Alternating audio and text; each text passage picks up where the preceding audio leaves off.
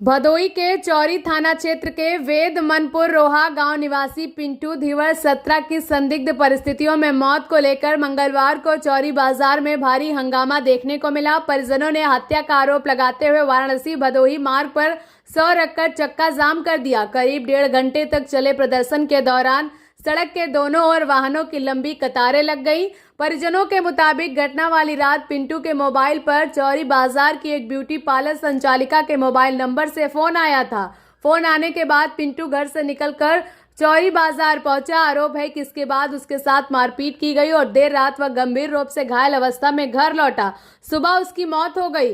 मृतक के परिजनों का दावा है उसके शरीर पर कई जगह चोट के निशान थे, जिससे हत्या की आशंका और गहराई गई है। घटना की जानकारी मिलते ही ग्रामीणों में आक्रोश फैल गया और सैकड़ों लोग चौरी बाजार के मालिक मोड़ पर एकत्र होकर न्याय की मांग करने लगे।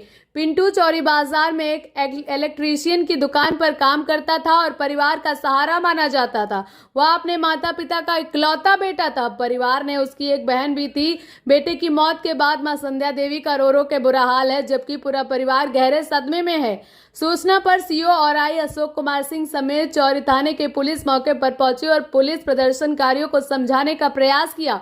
पुलिस ने उस महिला को भी हिरासत में लेकर पूछताछ शुरू कर दी है, जिसके मोबाइल नंबर से पिंटू को फोन आने की बात सामने आई है। पुलिस आसपास के लगे सीसीटीवी कैमरे की फुटेज खंगाल रही है और पोस्टमार्टम रिपोर्ट का इंतजार कर रही है। अधिकारियों का कहना है कि सभी पहलुओं की निष्पक्ष जांच की जा रही और दोषी पाए जाने वालों के खिलाफ सख्त कार्रवाई की जाएगी। फिलहाल चौरी बाजार और आसपास के क्षेत्रों में घटना को लेकर भारी आक्रोश है। परिजन इसे सुनियोजित हत्या बता रहे हैं, जबकि पुलिस मौत के कारणों का पता लगाने के लिए हर एंगल से जांच में जुटी हुई है।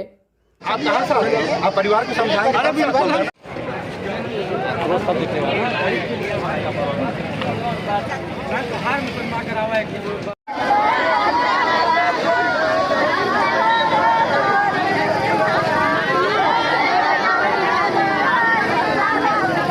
क्या नाम है आपका? परिचय बताइए। राहुल धीवर, ग्राम वेदमनपुर। राहुल जी, जो मृत हुआ लड़का, आपको क्या लगता है? चचेरे भाई। क्या पूरा मामला है? आज आप लोगों ने चक्काजाम क्यों किया था? उसको रात में कल 11 बजे के लमसम फोन करके बुलाया गया, कोई अज्ञात लोग बुलाए हैं और जो उसको यहाँ पे मारे हैं, बगल में बरम बाबा है उसी जगह मारे हैं उसको। रात में तो हम सब एडमिट कराए थे क्लिनिक में, तो वहाँ ठीक था। सुबह में एक्सरे के लिए भदोही ले जा रहे थे, जीवनदीप में एक्सपायर कर गया। तो उसको कुछ जहरीला पदार्थ भी खिलाए थे और जब बच्चा घर पे मार खाने के बाद पहुंचा था एकदम लस हो गए, तो बोल रहा था कि मैं अशोक मौर्य ने मरवाया। फिर आप लोगों ने चक्का जाम किया था, क्यों किया था? क्या मांग है आप? हमारी आर्थिक ये मांग है कि हमारे बगल में अशोक मौर्य का मकान भी निर्माण चल रहा है, वो मकान जो मृत लड़का है उसके पिता के नाम किया जाए।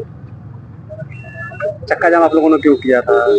वही कार्रवाई के लिए अशोक मौर्य के खिलाफ।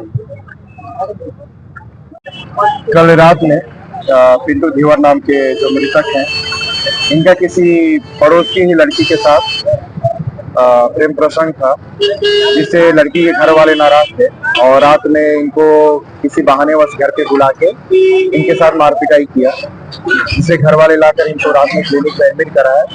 बाहरी चोट नहीं थी, अंदरूनी चोट थी। रात में इलाज हुआ, सुबह रेफर करा कर ये लोग जीवनदीप ले गए, जहाँ लड़की की मृत्यु हो गई। इसी के से क्षुब्ध होकर और इसी के विरोध में लड़के के घर वालों ने शरीर को रोक पे रख के चक्काजाम किया था।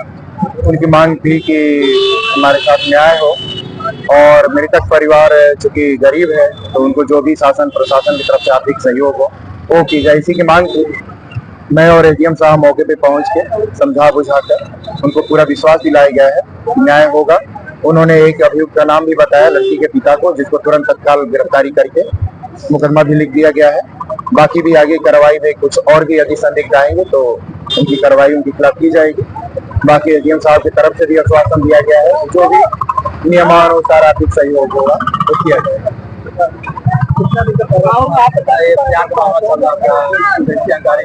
अभी पूरी जानकारी तो नहीं है, क्योंकि दोनों बच्चे नाबालिग हैं। जहाँ तक हमें ज्ञात हुआ है कि लड़की 12 साल की है, लड़का भी अभी 16-17 साल का है, तो और जानकारी ली जाएगी।